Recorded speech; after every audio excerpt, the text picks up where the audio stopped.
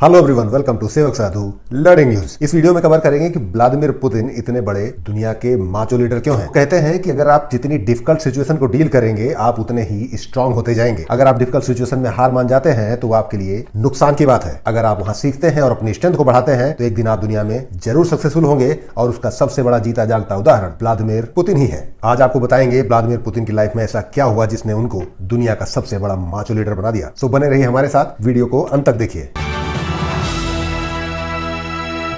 Subscribe now and press the bell icon.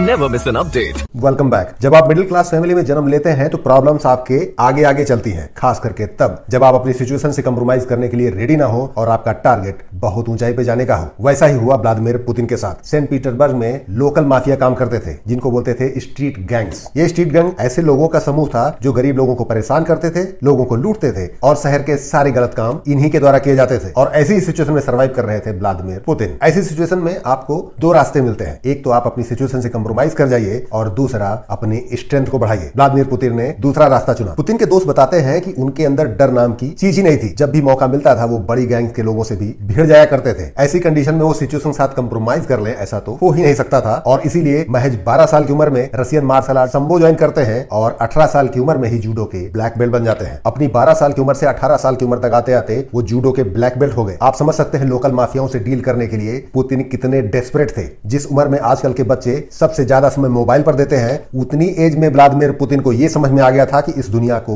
Deal कैसे करना है। उनको ये बात बहुत अच्छे से पता लग गई थी कि अगर आपको आगे बढ़ना है तो फाइट करने के लिए रेडी रहना पड़ेगा। और वो जो स्ट्रेंथ और अपने स्टेचर को बढ़ाने का शौक उनको बचपन में लगा वो आज भी जारी है। और बचपन में लोकल गुंडों से लड़ने का जो जज्बा इनके अंदर पैदा हुआ वो ही इनकी जीवन में इनकी माचो इमेज बनाने में बहुत काम आया। मतलब साफ है, अगर आपके आसपास सिचुएशन डिफिकल्ट है इसका मतलब आपको स्ट्रांग होना पड़ेगा। सिचुएशन से लड़ने के लिए आपको तैयारी करनी पड़ेगी और जब भी आप ऐसी सिचुएशन को डील करके आगे बढ़ेंगे हमेशा आप स्ट्रांग आदमी बनेंगे। और जितनी ही डिफिकल्ट सिचुएशन को आप फेस करेंगे, हैंडल करेंगे, आप मेंटली उतने ही ज्यादा स्ट्रांग बनेंगे। व्लादिमीर पुतिन के जीवन की एक और घटना जिससे आपको पता लग जाएगा वो कितना निडर आदमी है। 1960 के दशक में रशियन खुफिया एजेंसी केजीबी के ऑफिसर्स पूरी दुनिया में ऑपरेशन चला रहे थे। वो दुनिया की सबसे बड़ी खुफिया एजेंसीज में से एक थी। रशिया में एक जगह है लेनिनग्राड जहां पे केजीबी का पॉलिटिकल पुलिस ऑफिस हुआ करता था। और उस बिल्डिंग में रशिया में पहले स्टालिन नाम का एक लीडर हुआ जिसने बहुत सारे लोगों को टॉर्चर किया। एक ऐसी बिल्डिंग जिसमें घुसना तो दूर, रशिया के लोग उसकी तरफ देखने से भी डरते थे। ऐसी बिल्डिंग में महज 16 साल की उम्र में व्लादिमीर पुतिन घुसते नहीं है। वहां के ऑफिसर से पूछते हैं कि इस एजेंसी को ज्वाइन कैसे किया जा सकता है। ऑफिसर बताता है कि या तो आपके पास डिग्री होनी चाहिए या आपने आर्मी में काम किया होना चाहिए। पुतिन अगला सवाल करते हैं, कौन सी डिग्री करने से इस एजेंसी को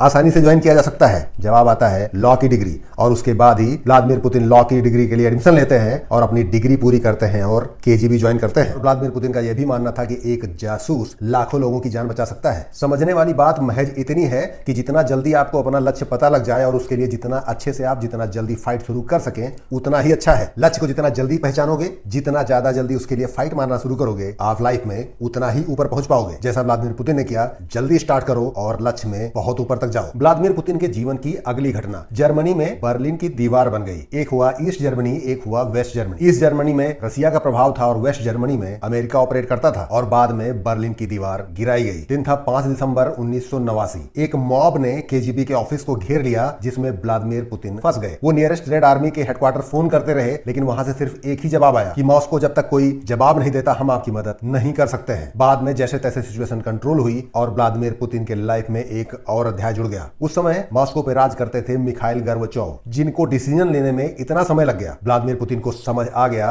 निर्णय तुरंत होना चाहिए और दृढ़ होना चाहिए। उसके बाद से व्लादिमीर पुतिन ने मुड़ के नहीं देखा, हर फ्रंट पे डिसीजन लिए और अपने डिसीजन के साथ स्ट्रांगली खड़े रहे और वो ही आज उनको माचो बनाता है। मतलब आपको डिसीजन मेकिंग आनी चाहिए और जो आप डिसीजन लेते हैं उस पे स्ट्रांगली काम करना भी आप ही की जिम्मेदारी है। आगे चल के व्लादिमीर पुतिन केजीबी छोड़ते हैं और सेंट पीटर्सबर्ग में मेयर बन जाते हैं। मेयर बनने के बाद उनको समझ आया कि हर पॉलिटिकल डिसीजन के पीछे पैसा काम करता है। मतलब आप जिस हिसाब से पॉलिटिकल डिसीजन लेते हैं उसी हिसाब से आपके आसपास की इकोनॉमी काम करती है और ये पुतिन की लाइफ का सबसे सबसे बड़ा लेसन था। आज भी व्लादिमीर पुतिन इसका बहुत बढ़िया से इस्तेमाल करते हैं। जो भी डिसीजन लेते हैं उसमें फाइनेंशियल एंगल को बहुत अच्छे से एनालाइज करते हैं और इसीलिए बिजनेस डीलिंग में कभी वो फेल नहीं होते हैं। इसमें हमें आपको समझने के लिए सिर्फ एक ही बात है कि हम जहां भी काम करते हैं, जहां भी रहते हैं, हमको ये पता होना चाहिए कि हमारे डिसीजन से पैसों के मूवमेंट पे क्या फर्क पड़ रहा है। लाइफ में पैसों की अपनी अहमियत है, इसका मैनेजमेंट भी आपको स्ट्रांग बनाता है। सन 2000 में व्लादिमीर पुतिन बनते हैं रसिया के प्रेसिडेंट। तब उनको लगता है कि अब मैं लीडर बन गया हूं और दुनिया में ज्यादा पंगा लेने से कोई फायदा नहीं है, और अपनी लीडरशिप में उन्होंने इसी सोच के साथ काम करना चालू किया कि अमेरिका से भी संबंध सुधारे जा सकते हैं। और जैसा